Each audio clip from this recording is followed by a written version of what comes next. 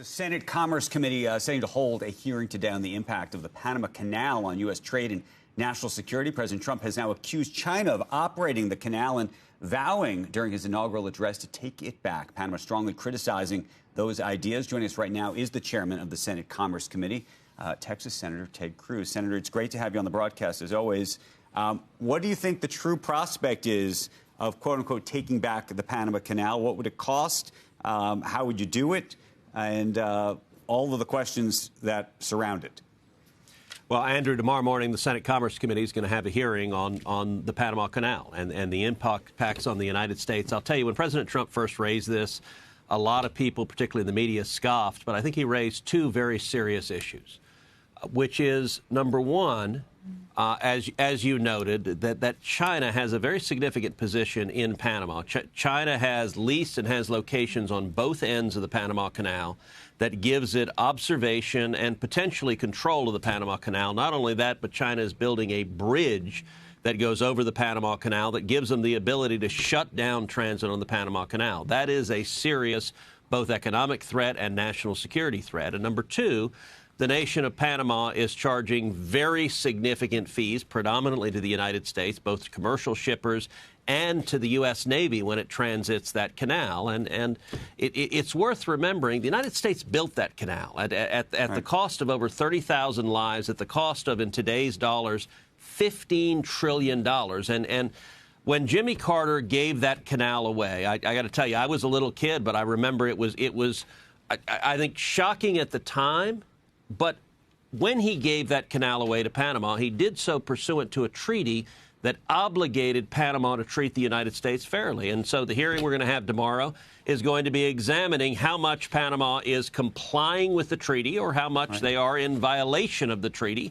And violating a treaty has real consequences. So, Senator, here's one of the big questions I think that we all have. Let's say we can agree or even stipulate. I don't know whether we agree or we don't, but let's just say that President Carter made a huge strategic error on behalf of the United States by giving away the Panama Canal. Let's just say that for the sake of the conversation. Even if that's the case, then the question to me becomes, and let's say you want it back somehow. Yeah. The question is, should it be just, quote unquote, bought back on a commercial basis? And in fact, if they don't want to sell it, that's just the way it is. Or do you believe that we, the United States, should be in a position to either use coercion economically or militarily or anything else to get at that? And if that's the case, then what does that mean for just about everything else that we are doing on the global stage and, frankly, what other countries are doing?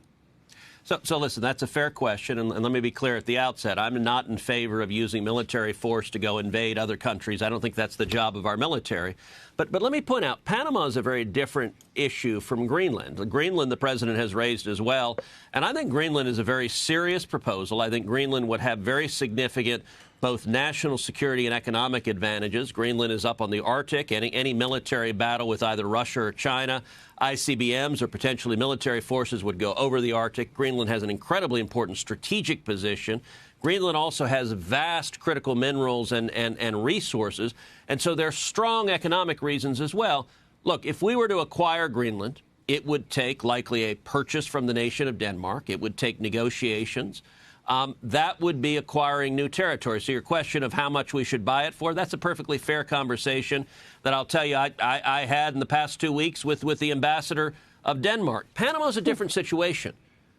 The nation of Panama did not build the Panama Canal. America did. The nation of Panama did not pay for the Panama Canal. America did. The nation of Panama did not give thousands and thousands of lives in building the canal. America did.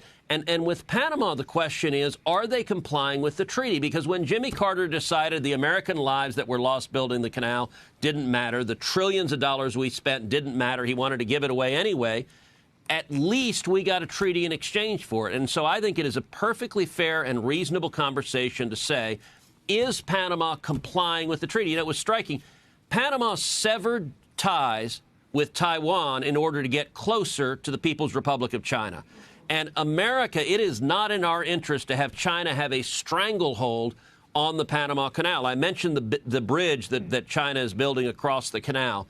That gives them the ability, if we were in an economic or, God forbid, a military battle with China, that would give China the ability to shut down transit across the Panama Canal, which would have a massive negative consequence on the United States. And so I'm grateful for President Trump for raising these questions. And as I said, tomorrow, the Senate Commerce Committee, we're going to have a hearing asking and trying to get answers to every one of these questions. Hey, Senator, two issues, I guess. Very specifically, what did the treaty say? Just being treated fairly? Or can you tell us exactly what the language is? Because it sounds like that is going to come down to what this all means. And then separately, what did the ambassador to Denmark say to you? Do they sound open to some sort of a deal? Well, look, both questions. The treaty is called the Neutrality Treaty, and it required them to be neutral to treat the United States fairly. And actually, tomorrow we're going to have one of the witnesses at the hearing I've invited is an international law specialist to testify about what are the consequences of the treaty, what are the remedies to violations.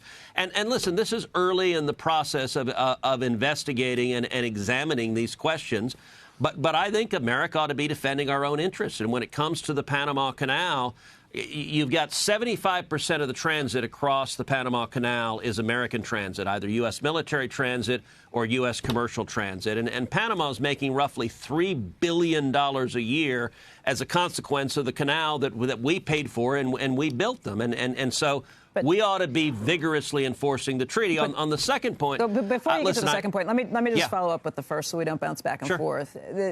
You just said that you don't agree that we should use our military to go take something back by force. But if we say you're not honoring the treaty, you're not treating us fairly, they say shove it, where does that leave us? Would you then use military force to take back something if you think they're violating a treaty? Well, listen, I think there are all sorts of steps that you take long before military force. Now, it's worth noting, it's not like Panama has a terribly mighty military. If you remember when Manuel Noriega was there, we basically toppled him by playing loud music on boom boxes, and that was enough to topple him and arrest him for being a drug trafficker.